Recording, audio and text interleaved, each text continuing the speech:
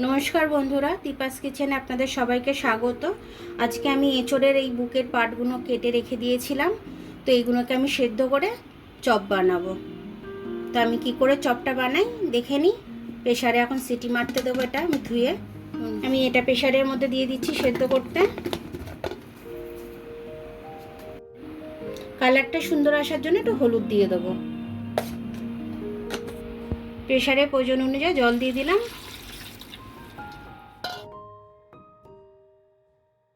বন্ধুরা, এটা কিন্তু আমার সেদ্ধ হয়ে গেছে, আমি এটা তুলে রাখছি। এবার আমি আলুটা একটু সেদ্ধ করে নিচ্ছি। একসাথেই করাটা উচিত ছিল, কিন্তু আমি ভুলে গেছিলাম, ওই জন্য এখন করে নিচ্ছি। আর এতে তো নুন হলুদ দেওয়াই আছে, ফলে আর দেবো না। ছোটোর জলটার মধ্যেই আমি সেদ্ধটা করে নেবো। আমি ম্যাশারটা দিয়ে একটু ম্যাশ করে নিচ্ছি গরম বেলাতেই। ঠান্ডা হয়ে গেলে যদি এটা না হতে চায় তার জন্য করে নিচ্ছি। এবার আমার আলুটা সেদ্ধ হয়ে গেছে। আমি আলুটাকে বের করে নিলাম। এটাকেও আমি ম্যাশার দিয়ে ম্যাশ করে নেব। জিরেটা আমি ভেজে গুঁড়ো করে রেখেছিলাম, এটাকে আমি এখানে দিয়ে দেবো।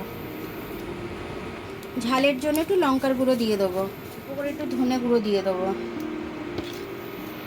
স্বাদ অনুযায়ী একটু নুন দিয়ে দেবো। আমি তো ডাল ভিজিয়ে রাখিনি, আমি তার জন্য বেসনই দিচ্ছি। একটু হলুদ দিয়ে দেবো। সেদ্ধতে তো আমি হলুদ দিয়েছিলাম, তারপরেও একটু দিয়ে দিলাম। এবার আমি একটু গরম মশলা দিয়ে দিলাম এর মধ্যে। করে 2 চামচ কর্নফ্লাওয়ার নিয়ে নেব। এটা জল দিয়ে আমি গুলে নেব।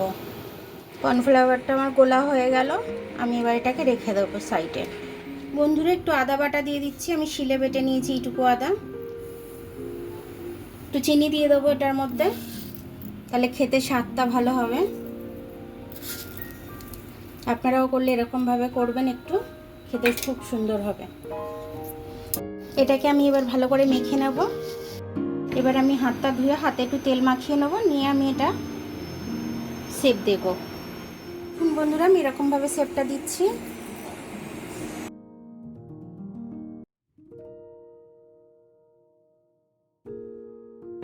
বন্ধুরা দেখুন, আমার সবকটা শেপ দেওয়া হয়ে গেল। আমি এইভাবে শেপ দিলাম, আপনারা যে কোনোভাবে শেপ দিতে পারেন।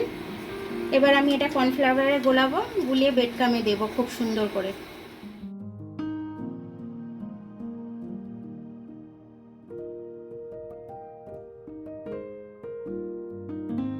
বন্ধুরা, আমি একবার করে কোটিং করছি, আপনারা চাইলে দুবার করে কোটিং করে দিতে পারেন।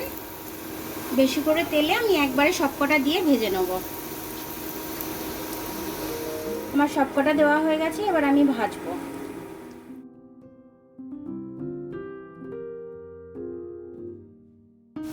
দেখুন বন্ধুরা, এটা লাল লাল হয়ে গেছে। এবার আমি এটাকে তুলে নেব।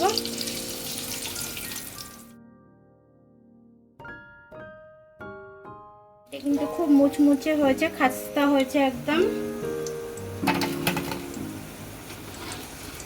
বুঝতে পারছেন কিরকম হয়েছে।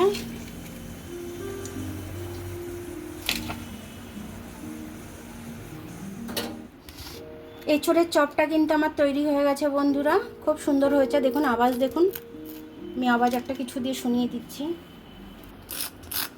দেখছেন কত সুন্দর আওয়াজ হয়েছে, মুচমুচে হয়েছে একদম। প্রত্যেকটা ওরকম হয়েছে একদম। এগুলো বিকেলবেলা মুড়ি দিয়ে খেতে খুব ভালো লাগবে, মুখরোচক সস দিয়ে খেতে খুব ভালো লাগবে। এঁচোড়ের যে শক্ত অংশটা থাকে বুকের, ওটা দিয়ে আমি এটা বানিয়েছি এঁচোড়ের চপটা। তো এঁচোড়ের চপটা যদি আপনাদের ভালো লাগে, তাহলে বন্ধুরা আপনারা একটু লাইক এবং সাবস্ক্রাইবটা একটু করে দেবেন। আর যদি ফেসবুক থেকে দেখেন তাহলে একটু ফলোটা করে দেবেন। আবার কাল দেখা হবে নতুন রেসিপির সাথে। ততক্ষণ আপনারা ভালো থাকবেন, আমি আসছি।